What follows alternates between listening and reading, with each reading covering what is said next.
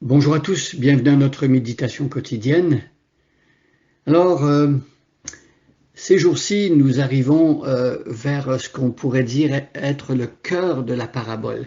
Nous arrivons au moment le plus touchant de cette parabole.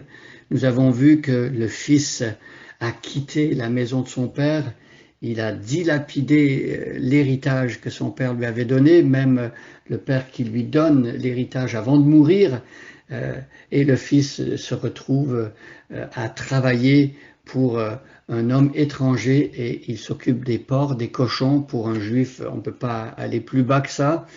Et il se rend compte qu'il n'a plus rien à manger, il a faim, et il est misérable et là, il prend la résolution de retourner vers son père. Il répète en lui-même les paroles qu'il s'est résolu de dire à son père et il se dit, même si mon père ne m'accepte pas comme son propre fils après tout ce que j'ai fait, eh bien, même s'il accepte de me prendre comme un esclave, je suis mieux, dans une meilleure condition d'être dans la maison de mon père, même si ce n'est que comme esclave, que de rester dans ce pays étranger comme un pauvre homme aliéné et qui manque de tout. Alors je relis le verset 11 et aujourd'hui nous lisons le verset 21, nous allons nous concentrer sur ce verset. Alors, parabole du fils prodigue, puis Jésus poursuivit, un homme avait deux fils. Le plus jeune lui dit, mon père, donne-moi ma part d'héritage, celle qui doit me revenir.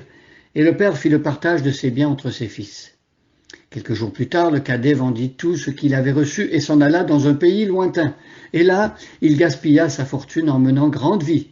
Et quand il eut tout dépensé, une grande famine survint dans ce pays-là et il commença à manquer du nécessaire. Alors, il alla se faire embaucher par l'un des propriétaires de la contrée. Celui-ci l'envoya dans les champs garder les porcs. Le jeune homme aurait bien voulu apaiser sa faim avec les caroubes que mangeaient les bêtes, mais personne ne lui en donnait. Alors, il se mit à réfléchir sur lui-même et se dit, tous les ouvriers de mon père peuvent manger autant qu'ils veulent, alors que moi, je suis ici à mourir de faim. Je vais me mettre en route, j'irai trouver mon père et je lui dirai, mon père, j'ai péché contre Dieu et contre toi. Je ne mérite plus d'être considéré comme ton fils. Accepte-moi comme l'un de tes ouvriers. Il se mit donc en route pour se rendre chez son père, et comme il se trouvait encore à bonne distance de la maison, son père l'aperçut, et il fut pris d'une profonde pitié pour lui. Il courut à la rencontre de son fils, se jeta à son cou, et l'embrassa longuement. Le fils lui dit, mon père, j'ai péché contre Dieu et contre toi, je ne mérite plus d'être considéré comme ton fils. Alors on s'arrête au verset 21. Alors lorsque on a vu au verset 20, le père voit le fils arriver vers la maison, il le voit de loin, il voit une silhouette, et plus le fils s'approche, plus le cœur de son père bat, tellement il est heureux. Alors on a vu que le père se met à courir, ce qui normalement dans la société juive est quelque chose d'indigne pour un homme de l'âge de son père. On ne fait pas cela en public. Et pourtant le père, lui, ne se préoccupe pas de ce qu'on va penser de lui. Il se met à courir pour rencontrer son fils. Et là, il se jette à son cou, il l'embrasse longuement. Alors on voit ici le père qui manifeste sa tendresse et son amour. Il y a déjà dans sa gestuelle et dans sa façon d'accueillir son fils un cœur qui pardonne. Il y a déjà un cœur qui accueille, un cœur qui reçoit, un cœur qui aime. Et le fils, lui, comment est-ce qu'il va répondre à cet amour de son père, à cette tendresse de son père? Le fils se met à répéter ce qu'il s'est exercé à dire quand il était encore dans le pays éloigné. Il va essayer de répéter le discours qu'il avait appris par cœur. Et là, il commence, mon père, j'ai péché contre Dieu et contre toi, je ne mérite plus d'être considéré comme ton fils. Donc ici, on a une confession en bonne et due forme. On a un fils qui admet sa faute, qui confesse son péché. Mais vous voyez, il n'a pas le temps de finir tout le discours qu'il avait préparé. On va voir dans le verset suivant que le père va le couper. Le père va l'arrêter dans son élan. Bien sûr que le Fils avait besoin d'exprimer à Dieu sa repentance. Et comment est-ce qu'on voit qu'il se répand vraiment? Eh bien, on voit que déjà, il se met en route.